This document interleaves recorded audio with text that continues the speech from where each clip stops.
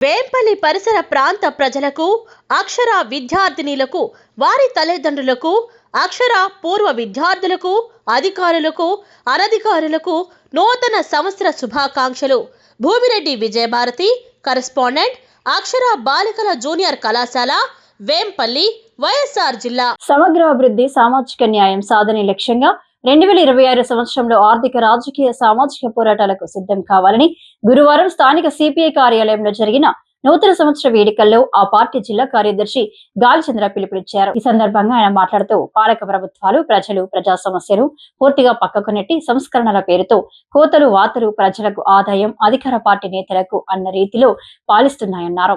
సంపద సృష్టి పేరుతో ప్రభుత్వ రంగ సంస్థలను పూర్తిగా ప్రైవేటు పరం చేసి కార్పొరేట్ కంపెనీల ఆదాయం రెట్టింపు చేయడమే లక్ష్యంగా కృషి చేస్తున్నాయన్నారు. ఉన్నవాడికి లేనివాడికి అంతరాన్ని సృష్టిస్తూ సంపద కొంతమంది వ్యక్తుల చేతుల్లో కేంద్రీకృతం చేస్తున్నారని వారు ఆవేదన వ్యక్తం చేశారు. అభివృద్ధి వీరి కేంద్రీకరణ సామాజిక సమానత్వానికి సమాధి చేస్తున్నారన్నారు. విద్యార్థి, యువజన, శ్రామిక, మహిళ, దళిత, గిరిజన, మైనార్టీల హక్కుల కోసం, పారిశ్రామిక అభివృద్ధి, వ్యవసాయ అభివృద్ధి, సంక్షేమం కోసం సమరశీల పోరాటాల లక్ష్యంగా 2026 సంవత్సరం పొడవునా పోరాటాలకు సిద్ధం కావాలని వారు పిలుపునిచ్చారు.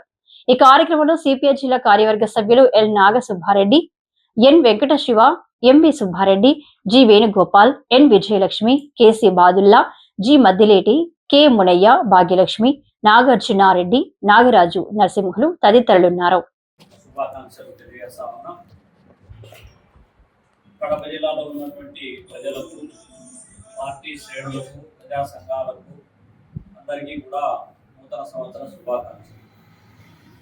ఈ సందర్భంగా 2026 సంవత్సరము కడప జిల్లా సమగ్రాభివృద్ధికి అవసరమైనటువంటి పారిశ్రామిక రంగ అభివృద్ధి, నీటిపారుదల ప్రాజెక్టులకు నిధులు, నికర జలాలు, ఈ జిల్లాలో ఉన్నటువంటి అర్హులైనటువంటి పేదలందరికీ ఇండ్లు, ఇంటి స్థలం, రేషన్ కార్డు, పెన్షన్, మౌలిక సదుపాయాల కల్పనే లక్ష్యంగా, రాష్ట్రంలో సమగ్రాభివృద్ధి, సామాజిక న్యాయం సాధనే లక్ష్యంగా పాలక ప్రభుత్వాలు అవలంబిస్తున్నటువంటి మతతత్వ కార్పొరేటు విధానాలకు వ్యతిరేకంగా వ్యవసాయ రంగ పరిరక్షణ కోసం, కార్మికుల హక్కులను కాలరాసేటువంటి